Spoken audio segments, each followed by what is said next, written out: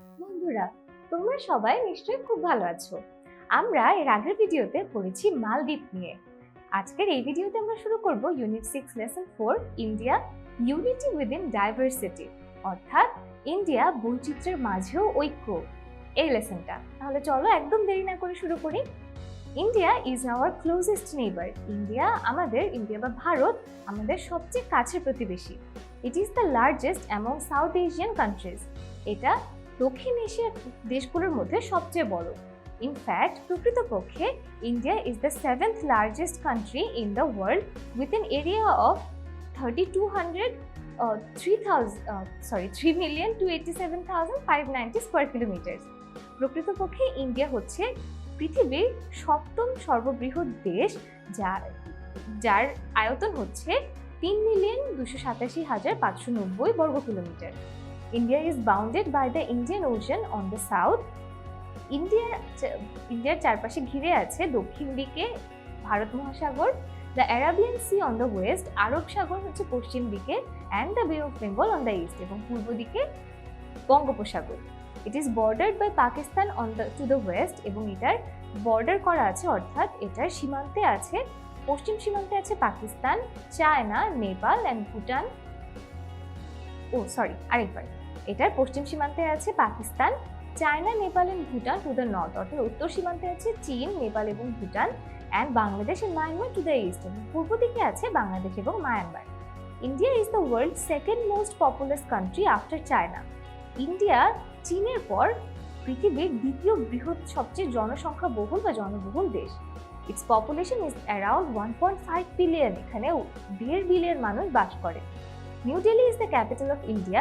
New Delhi, India's capital, and about 13 million people live in the capital.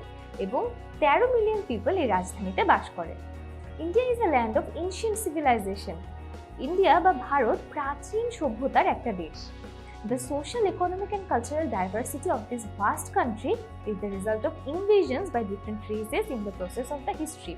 তাহলে ইতিহাসের বিভিন্ন ধাপে বিভিন্ন গোষ্ঠী দ্বারা যে ইন্ডিয়াকে আক্রমণ করা হয়েছিল, এগুলোর ফলস্বরূপে কিন্তু এখানে সামাজিক, অর্থনৈতিক এবং সাংস্কৃতিক বৈচিত্র্য দেখা যায়।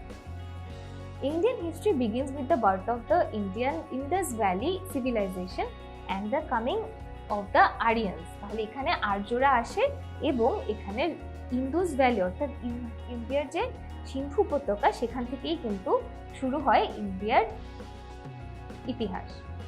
During this period, Aryan culture flourished in this part of the world. তাহলে আর্য সভ্যতা এই পাশেই ফ্লারিশ মানে কি সমৃদ্ধি লাভ করে।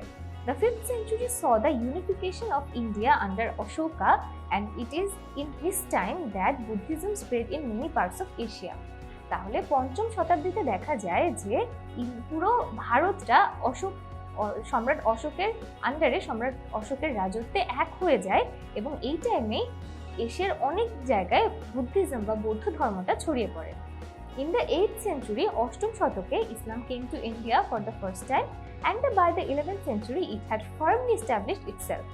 8ম শতকে ইন্ডিয়াতে ইসলাম ধর্মটা প্রবেশ করে, এবং 11 শতকের দিকে এটা পুরোপুরি নিজেকে প্রতিষ্ঠা করে ফেলে। It resulted into the formation of Delhi Sultanate in 1206 by Qutbuddin আইবেক। তাহলে কুতুবউদ্দিন আইবেকের মাধ্যমে এখানে দিল্লি সুলতানাতের প্রতিষ্ঠা হয়। This was finally succeeded by the Mughal Empire in 1526. 1526 সালে মুঘল এম্পায়ার প্রতিষ্ঠার মাধ্যমে কিন্তু এই ইন্ডিয়াতে মুসলিম শাসনামল শুরু হয়, under which India once again achieved a large measure of political unity. এবং এই মুঘল সাম্রাজ্য চলাকালীন সময়ে কিন্তু ভারতে একটা পলিটিক্যাল ইউনিটি সেখানে তৈরি হয়, রাজনৈতিক ঐক্য সেখানে দেখা যায়।